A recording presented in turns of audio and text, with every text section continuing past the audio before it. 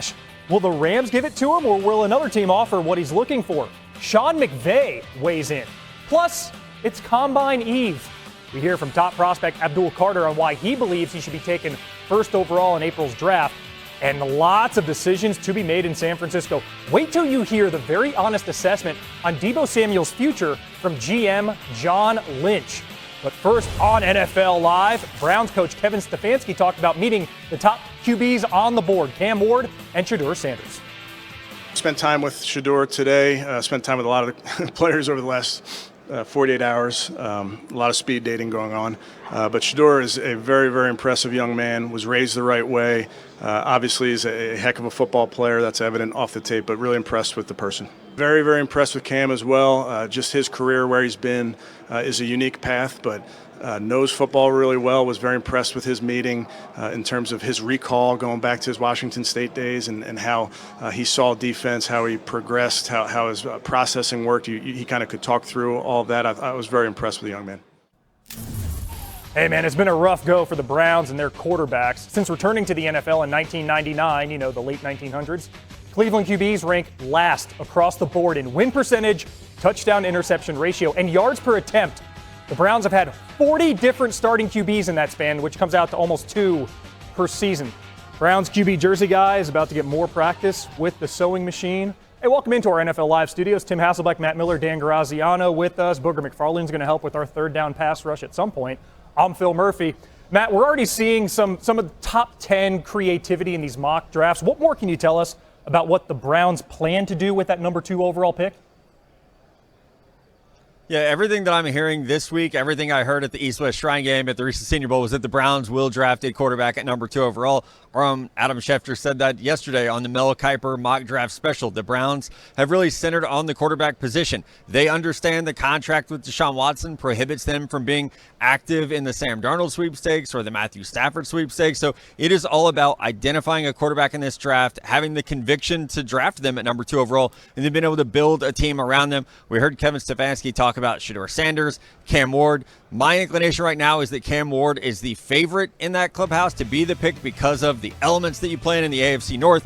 You have Lamar Jackson there. You have Joe Burrow. You have MVP quarterback play. You need someone who has that dynamic arm strength, the running ability. They do have some weapons in Jerry Jeudy and David Njoku. They've invested in the offensive line.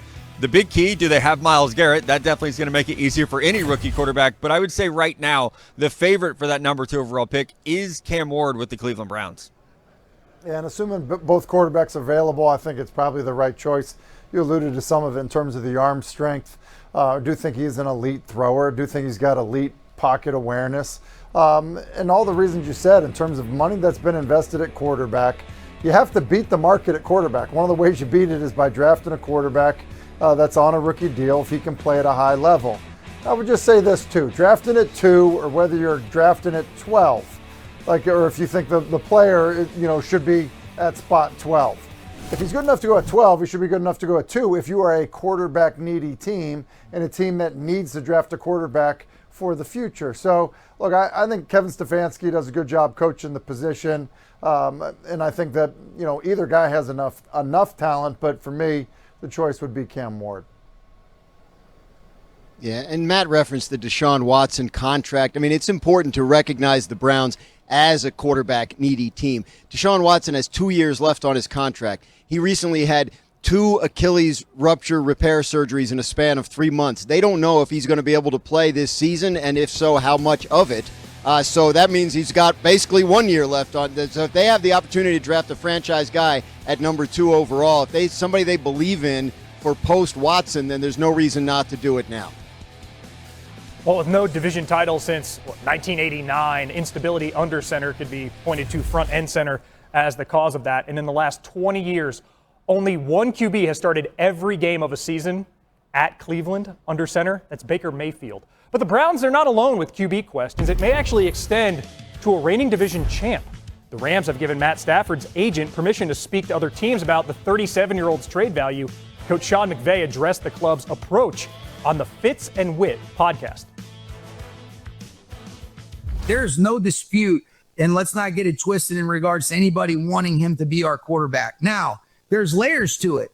at the end of the day, you know, we had something in mind, he had something in mind, and nobody was right or wrong. But there does have to be an element of understanding, well, what does that future look like without this freaking G that's been our quarterback for the last 4 years? He and I have had great dialogue throughout this process. I know where we wanted to be able to end up, but these decisions aren't made in a vacuum, and that's kind of the challenging part about it. But love this guy, and he's been incredible for us. Candor's great for shows like this one, but Graz, it leads to more questions. What's your feeling about when Stafford's status with the Rams might all be resolved? Well, all parties involved would like it to resolve soon. The Rams want to know because if he's not going to be there, they need to know what they're going to do.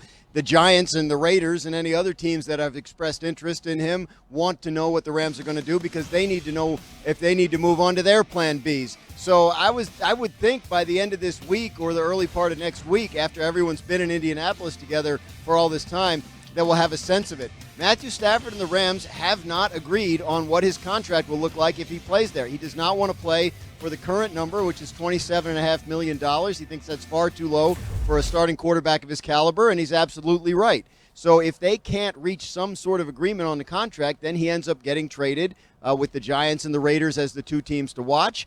You talk to people around town, most people say, I can't believe they won't get this figured out. They have a good thing going there. Why wouldn't he end up with the Rams? And he very well may. But it's going to take some work, as Sean McVay was referencing. And I think the reason everybody's surprised, look, the best spot for Stafford is to stay at the Rams. And the best thing for the Rams would be if they have Stafford. In the Sean McVay sound, though, I think the thing that stood out most to me was that Matthew Stafford had an idea of, you know, essentially what he's saying is what his contract should be. The Rams had an idea what his contract should be. And it sounds like they were really far apart. You know, it typically doesn't happen where, you know, 37-year-old quarterbacks, you know, are getting paid at the very top of the market. But when you're playing at a high level, and quite honestly, when you're playing so well that you're a playoff team because of your quarterback and you're competing with the eventual Super Bowl winner because of your quarterback, then he probably does deserve to be paid at the top of the market at the quarterback position. And Tim, you talk about playing well. Since Stafford traded to the Rams, in addition to the Super Bowl win, he has the 6th most passing yards in that time, dating back to 2021. Plenty more. Guy that's known.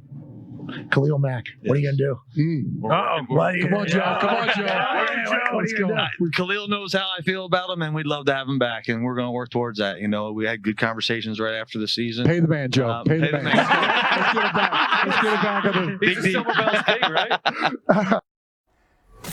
Chargers still looking for a first division title since 2009, thanks first to Denver, now Kansas City. Dan Graziano, more top stories starting in KC. What can you tell us more about Travis Kelce's future with the Chiefs? Yeah, Travis Kelce has an $11.5 million roster bonus due on the 3rd day of the league year, so that's about March 15th. So the Chiefs will want to know by then whether he wants to come back and play. They've given him time to step away and figure that out. Sense I get is that they expect him to come back and play another year. He has 1 year.